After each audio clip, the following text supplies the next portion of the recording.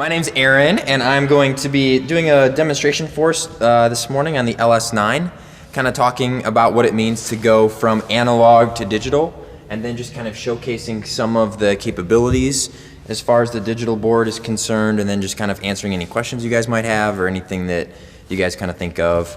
These faders are motorized, and so depending on if you're in a monitor layer or something like that, those faders will shift. So that'll just kind of help you kind of keep track of where you're at with that. We think so that's these cool. are the Yes, it is. Think it's cool. these are the faders. This is push for on. It's different than a lot of the traditional boards. I don't know why Yamaha decided to push for on.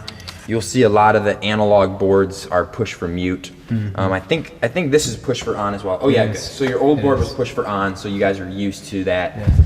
So those are the push for ons. Above those buttons, you see just a level. This is your level light. It just kind of gives you an indication of what kind of level you're seeing at that channel, which is a nice reference. You can also see if you're clipping out. If you're over, that light is going to light up red. And the Q button allows you to either cue that up into a local monitor or into your headphones. So you can punch that up and listen specifically to that channel to kind of give you a better idea of what's happening, especially if you're in the middle of a practice or rehearsal or something.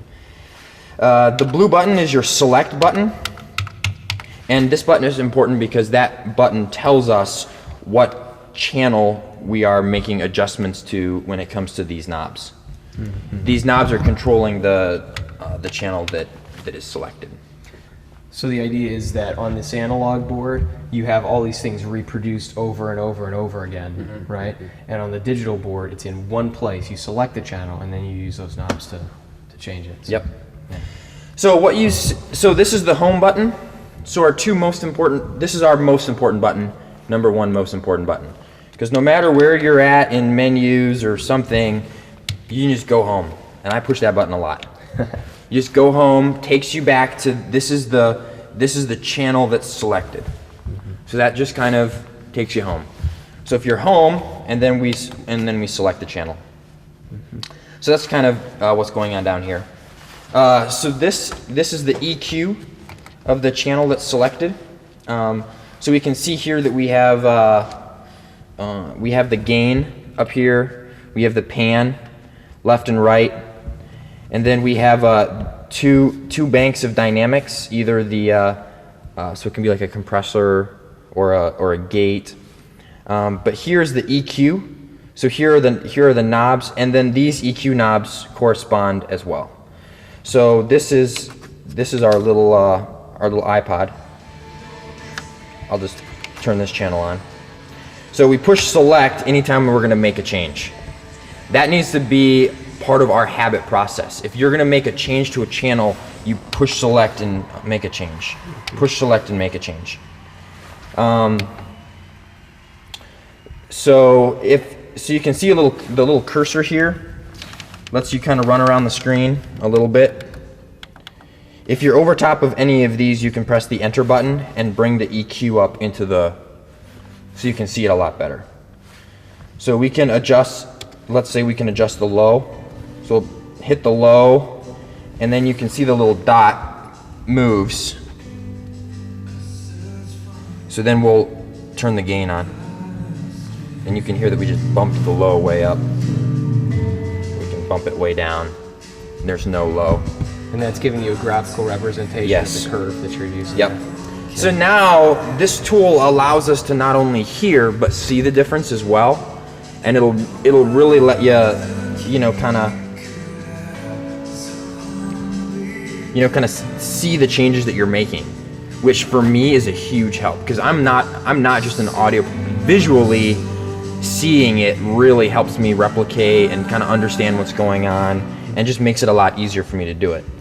Now I get into such a habit, like if I let's I want to change and then we can change this. So now we've got we can have four independent mid sweepable EQs, and we can still turn on the high pass filter. Okay. So it has, you know, it has 2 or 3 times the EQing capabilities of what a channel would on here, and every single channel has that. So the Q here, you can change the width of how much it's adjusting, like how many frequencies at once. So if we wanted to adjust the high mid, I would again push select, because I'm getting into the habit. So push select, and now I can, you know, I can bump that up, but oh, I don't want that much. So now I adjust the Q. So I've got just that frequency. Lets you notch out something. Lets you really notch something out. So if there's something in that tom or man, something just doesn't sound right, I can bump it way up like this, and then I can move the frequency. You hear me moving it, and I can just move it. Where is that nastiness coming from? Yeah, oh, right there. That's where all the nastiness is, and then I can just eliminate it. So it allows you to find it and eliminate it. Yeah, that's sweet. So this is EQing on and the faders. If we can, and then the home button is blinking because we're not at home, so we can push home, and we're back home to this channel. If we can EQ and run the fader, that is 95 to 99% of what we're going to do every single Sunday.